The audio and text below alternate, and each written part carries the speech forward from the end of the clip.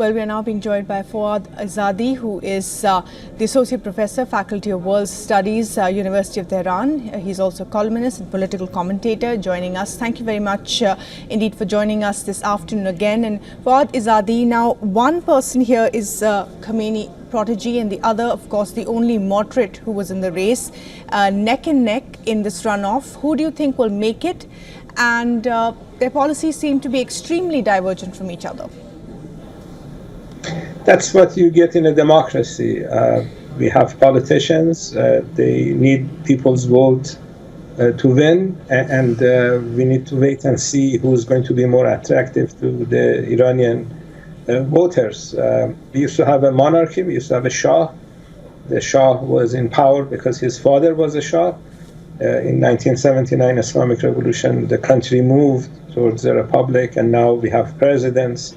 And presidents have a lot of power in how the country is run, and the people get to choose these people. They are not there because of they are somebody's son.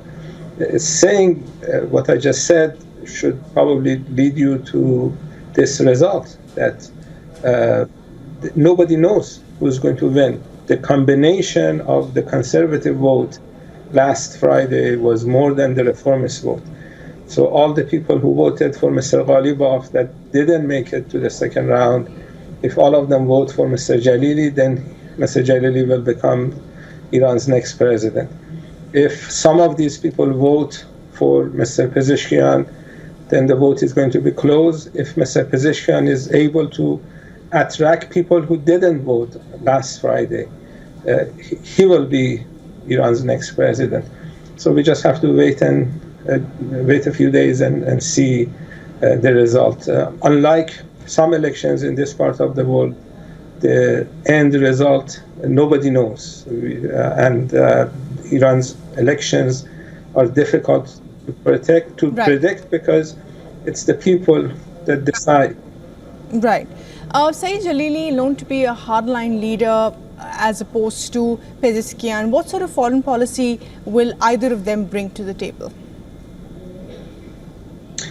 You know, I think on India-Iran relations, Mr. Jalili is going to be more enthusiastic in increasing relations between Iran and India because he believes waiting for the United States or some European countries to lift sanctions on Iran is a mistake. Mr. Pezeshkian looks towards Western countries, and this is what he has been saying, and India is on east of Iran. So I think if Mr. Jalili becomes president, he would try to increase trade and relations with countries like India, China, Russia. He's looking east. He's interested in Asian countries more than Mr. Pezeshkian. But even if Mr. Pezeshkian becomes president, given the fact that Iran's relations with these Eastern countries, with Asian countries, increased during Raisi's tenure, I think he will not abandon these linkages. He would continue, he would try to improve relations with the West.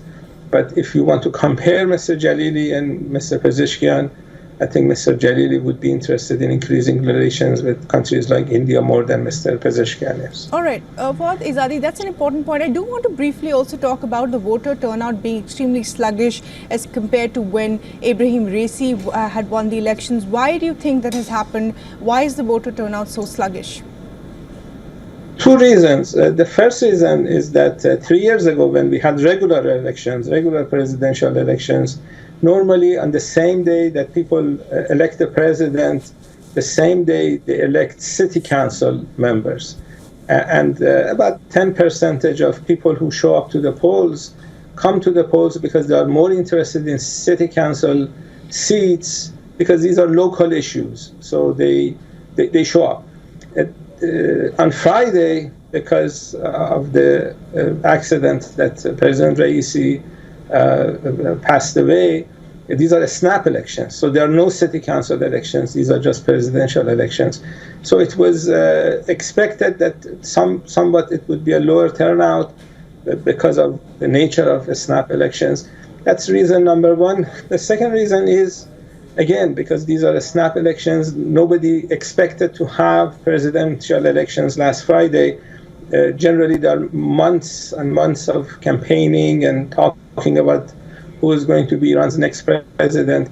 So in normal settings, people are more involved with presidential elections. This time, because it was a snap election, the time for campaigning was too short. The candidates didn't have time to go to all the cities. So that created a lesser enthusiasm, and this is the second reason you had a lower turnout. Right. Fawad Zadi, Associate Professor, Faculty of World Studies at the University of Tehran. Appreciate you talking to us this afternoon. Thank you. For all the latest news, download the WION app and subscribe to our YouTube channel.